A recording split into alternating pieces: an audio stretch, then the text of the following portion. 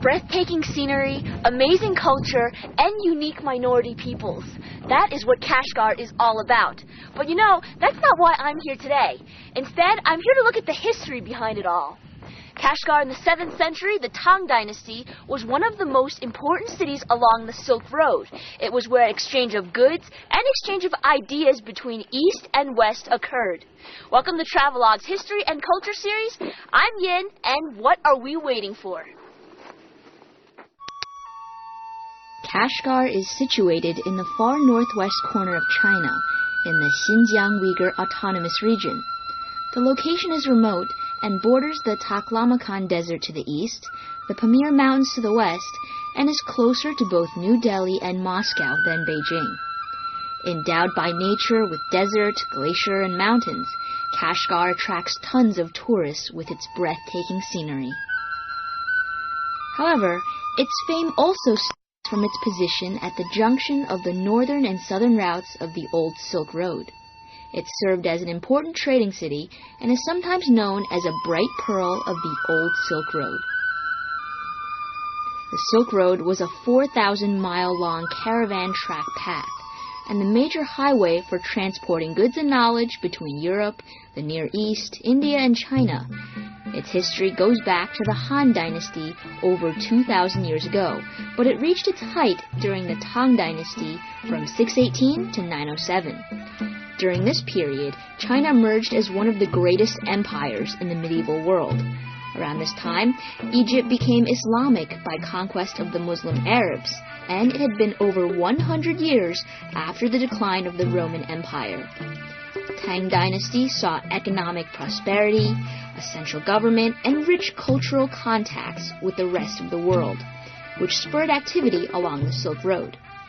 Material goods like silk, like fruit, spices, gunpowder, and crafts from Arabian Nights and culture.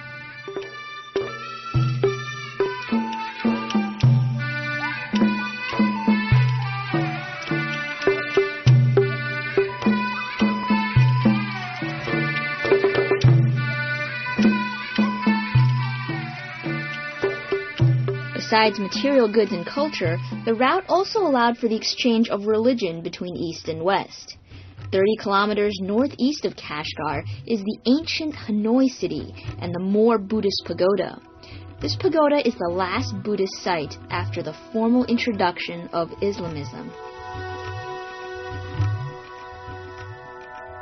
Built in the Tang Dynasty, the pagoda has 3 square layers, shrinking in size from bottom to top, and the pagoda stands more than 12 meters high.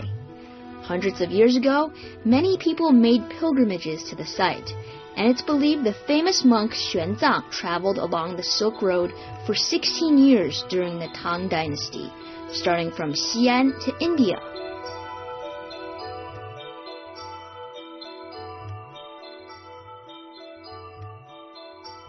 Kashgar became perhaps one of the most important cities in the world during the Tang Dynasty. It became a melting pot of different cultures, both East and West. But besides just trading just some of the products, there was also an exchange of ideas and religion.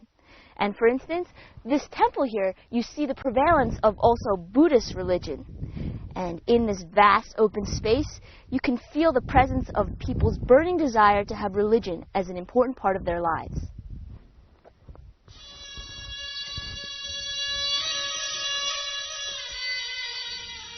Now, prior to the introduction of Islamism into Kashgar, the Silk Road had brought the Buddhist religion into Xinjiang from Central Asia along the desert oasis. The first half of the Tang Dynasty was the heyday of Chinese Buddhism, and some believe that at one point it became so prevalent that as many as 90% of the population had converted.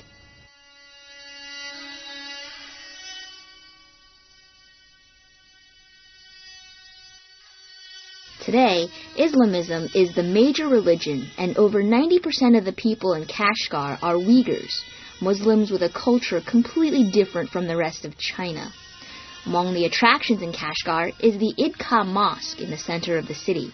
Its characteristics contrast with Chinese-style mosques. The central dome and yellow and white structure shows striking similarity to Pakistan's. Kashi is a sacred place of Islam, and religion plays an important part in people's lives. The men go to mosque services to pray in the afternoons, and they engage in ritual cleaning and remove their shoes prior to the service.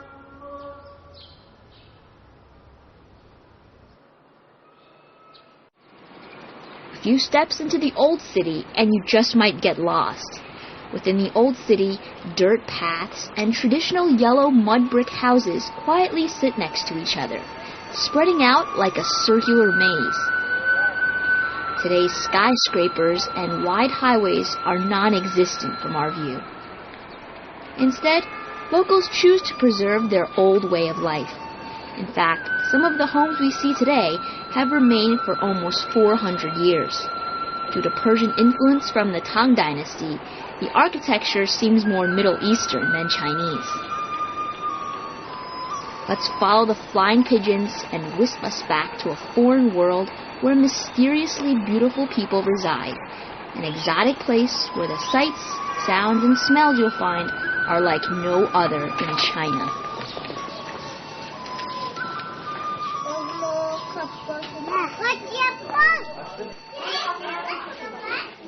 Well, not here in Kashgar. These houses have been around for over 400 years, and they're just built of clay or dirt.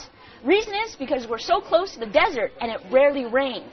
Thus, these houses can stand a lot of history.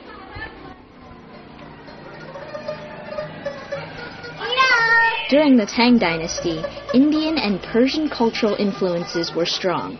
The famous monk Xuanzang noted that the people had green eyes, perhaps due to their Aryan origins. Codes of dress are also different. Many adults and children wear hats or headdresses of different styles. They live relaxed lives far from the rest of the world. In fact, Xinjiang time is even 2 hours behind that of the capitals, really marching to the beat of a different drummer.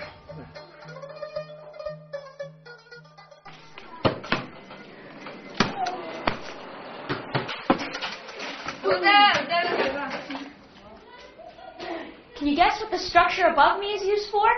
If you think it's to prevent you from getting wet in the rain, you are absolutely wrong. Rarely does it even rain in this area. Actually, it's because in the Silk Road era, many traders came to this area, and they didn't have enough places to live. If you look around, it doesn't look like there's much housing available. So, in order to create more houses, they built these buildings above the roads, stories 2 and 3.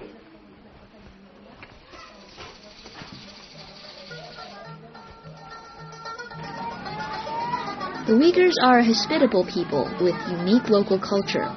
It really takes some time to fully adjust to the unique dress code, architecture, language, and customs of Kashgar. One custom is to link little girls' brows with paint.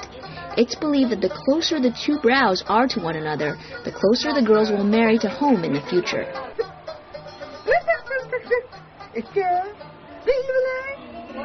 Beautiful, right? Well, they have a great love for all things beautiful, including singing and dancing. Well, if you're not a good enough dancer, you can still try to be a Uyghur by buying something else. It's one of these hats. They're all hand embroidered, one piece by one piece, so they're very intricate. Do I look like I'm from Kashgar? Yeah.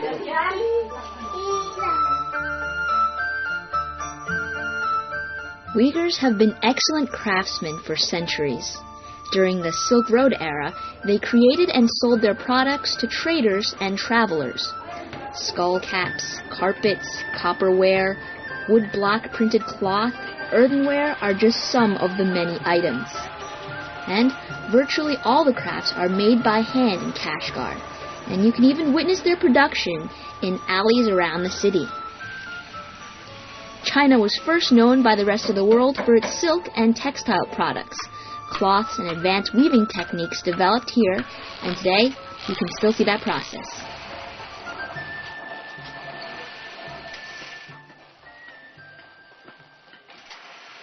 And here we can watch the production of cloth. First step is to flatten out the cotton. And then it's pulled into thin pieces of string. When the pieces are done, it's finally weaved. And the product is something like this. Many of the Uyghur women put these over their heads because it's said that men aren't allowed to look at them after they're married. Like this. Where did you go? And you are here. I can still see you inside. Believe me? Why don't you give it a try?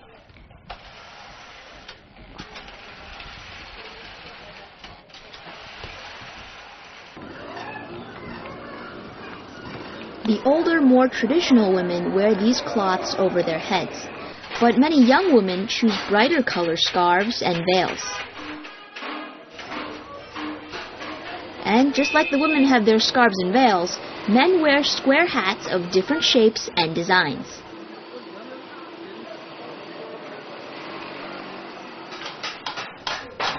The art street is a bustling place that stands out for its color and sound.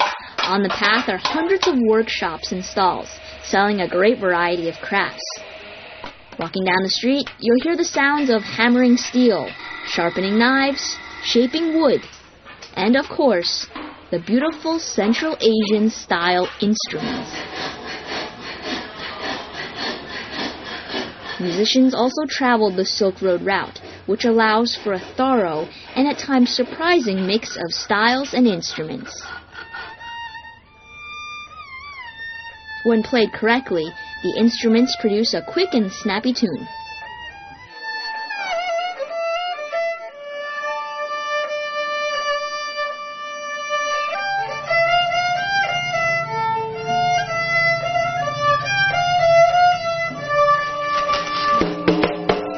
The Uyghurs are a festive people, and their instruments are the same.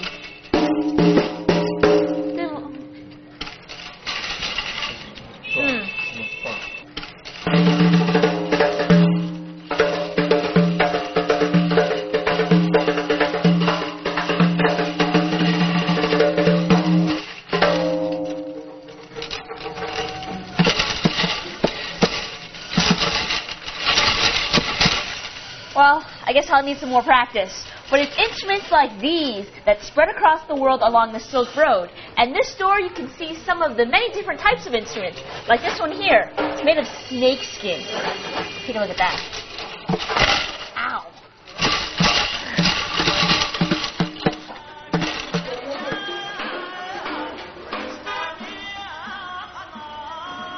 Xinjiang is also known for its unique cuisine. Snacks sold along the street include sizzling lamb kebabs, meat stuffed dough, and fresh pomegranates and grapes.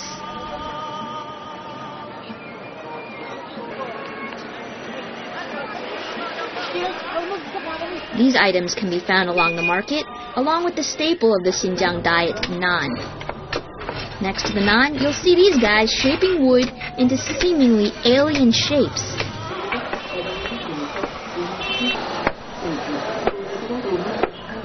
What is this?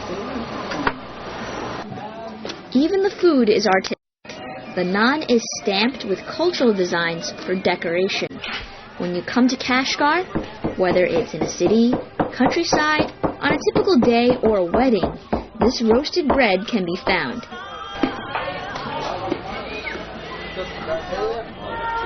Hot naan is crisp and tasty, and during the Tang Dynasty, those on the Silk Road would bury their naan under the desert sun to heat it up.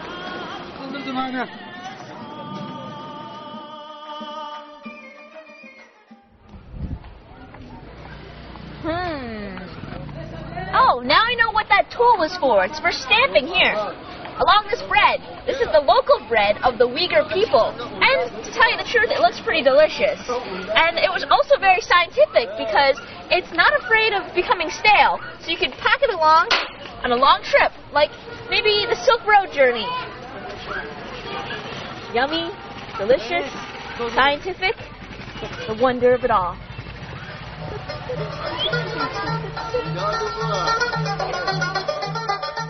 Kashgar really comes alive on Sundays, as many rush to attend one of the largest bazaars in Asia. Horse and donkey-pulled carriages carrying boxes, livestock, and all sorts of objects gather.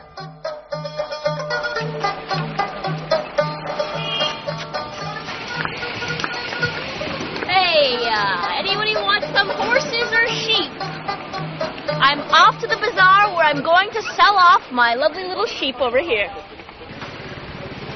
Although the bazaar is actually open every day of the week, it's most crowded on Sunday, where all sorts of things are sold. The livestock market provides the most realistic glimpse of the past, with intense sale of mostly lambs, donkeys, and horses. Among the crowd of animals, men bargain for the best price. Traditionally, prices are negotiated secretly. Traders grasp each other's hands and settle the price by wiggling their fingers. This tradition dates back to the Tang Dynasty, when Silk Road travelers exchanged livestock to facilitate their journey through deserts and snow-capped mountains.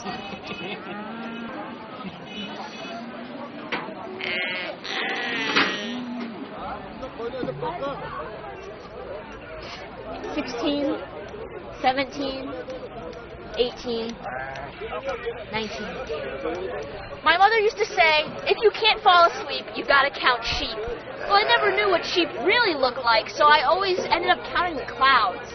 But today, we got these babies right here, and they are going to make me a fortune. Right? Right?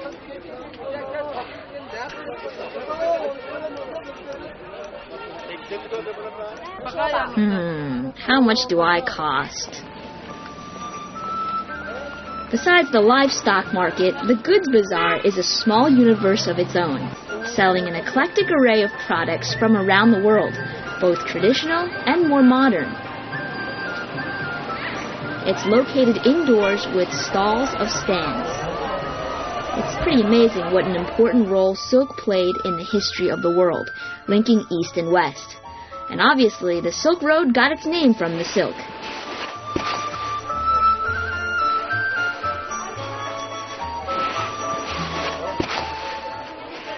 If you come to Kashgar, you don't want to miss the Sunday Bazaar. It's like a huge market where goods from different parts of the world are traded and bought and sold.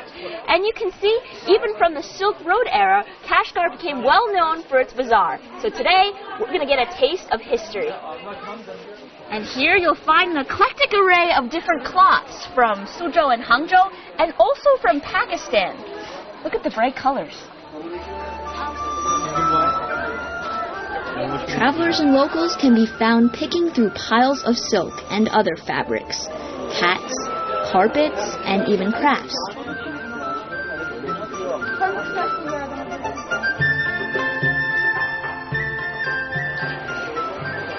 Hey look, there's Aladdin's bottle. Persian and Arabian characteristics make their way into art. Make a wish and a genie just might appear.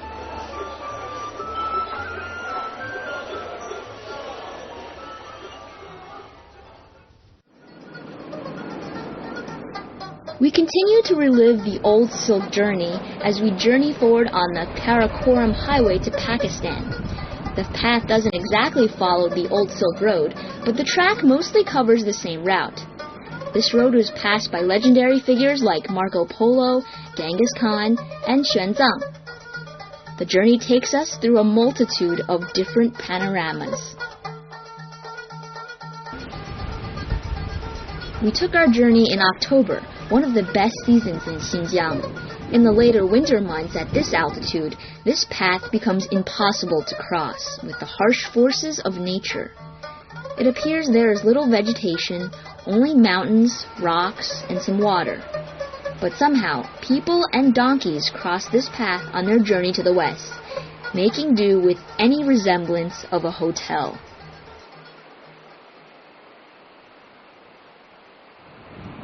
As a person of the 21st century, I took the easy way out and came here by car. But in the Tang Dynasty, people along the Silk Road took a very long and treacherous journey because they came on camel. And so they needed a place to stay. They stayed somewhere like this, where these rocks here would protect them from the winds. There was plenty of water around, and they were alongside the road. But also, you see this big plain here?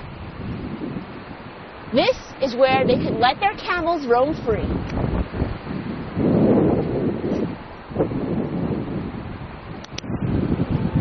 The China-Pakistani highway was constructed in the 20th century to promote trade between the two countries. The Chinese literary classic Journey to the West described the travels of a Chinese monk to India along a path similar to the China-Pakistani highway. He faced natural barriers and evil spirits. The tale is part legend, part history. And although arduous, the journey to the West was clearly overwhelmingly beautiful. The highway is surrounded by towering snow-capped mountains, pristine waters, azure skies, and good company if you're lucky enough.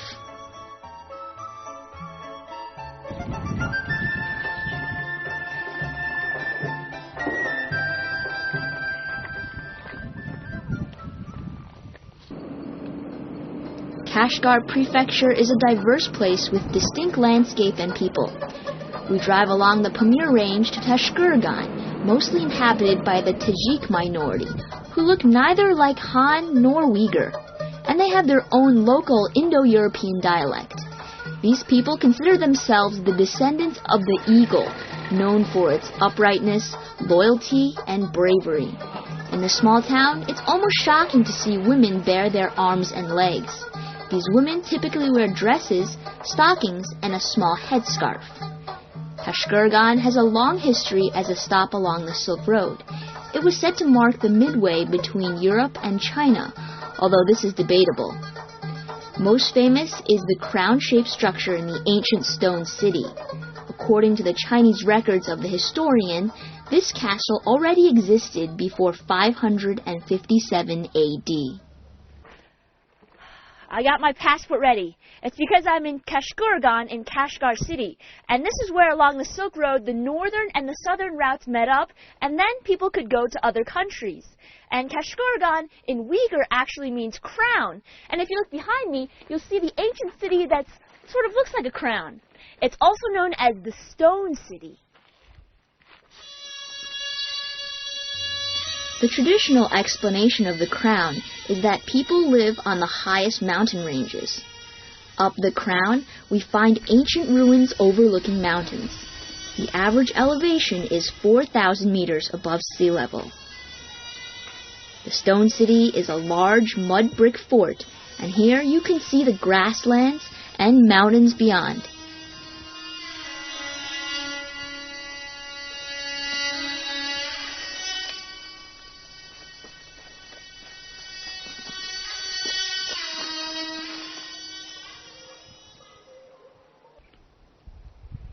Somebody might look at this place and just think, a bunch of rocks, some dirt, scattered amongst the mountains under the open sky. But someone who knows a little something about history just might tell you that this is the origin of an entire civilization. The Tajik people made their home here almost 2,000 years ago, and it was in the Tang Dynasty that this area really developed. Our stone city really grew. And if you look carefully, you see the little paths along the rocks. Well, can you imagine 2,000 years ago, people hustling and bustling around this area? Who knows what will happen in 2,000 more years?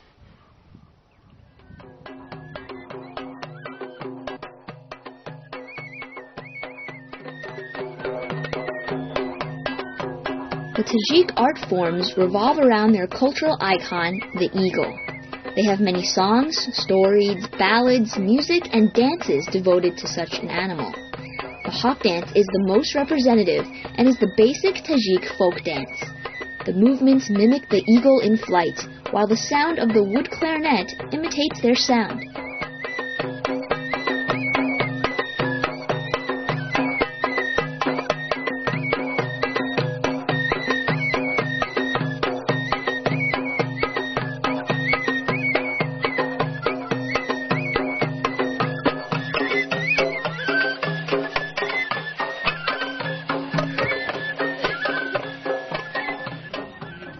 The Tajik are one of 55 ethnicities in China. These people have lived in the Pamirs for centuries, engaged primarily in animal husbandry and some farming.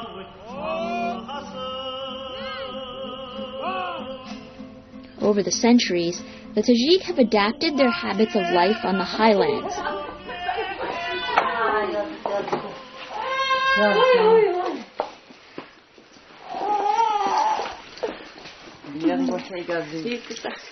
I think I scared her. But that's the typical greeting in a Tajik household. And it's sort of like the European greeting. Because in some European countries, you'll see people when they greet each other, you know, quick peck on the cheek like that. Look at those colorful beans. They're like every color of the rainbow. Red, blue, green, orange. And even on the ceiling over there and the walls all around.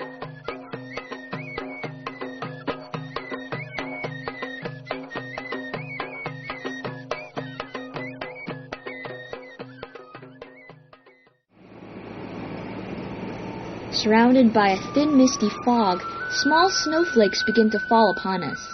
The temperature drops with increased altitude along the Chinese and Pakistani highway as we head further west along the old routes of the Silk Road. Kashgar's prefecture's importance derives from its strategic position at the foot of the Pamir Mountains, allowing access to the glacial passes of the Silk Road routes into Central Asia, India, and Persia. Fabled clear waters, lustrous clouds, and untouched skies numbing the senses. Here I am, encapsulated in history and sealed in time, across thousands of miles and spanning millions of cultures. Perhaps that's what makes Kashgar such a storehouse of history.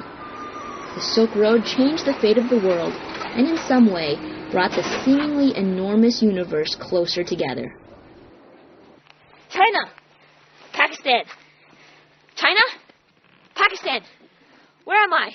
Well, I am 5,000 meters above sea level in the Pamir Highlands. This was probably the most important point along the Silk Road, the place of interchange between mainland of China and Pakistan. Over on this side is mainland China, but on the other side is Pakistan. And although it seems like today's the end of our journey, it's just the beginning of the rest of the world. Thanks for watching Travelogue's History and Culture series. I'm Yin, and see you next time.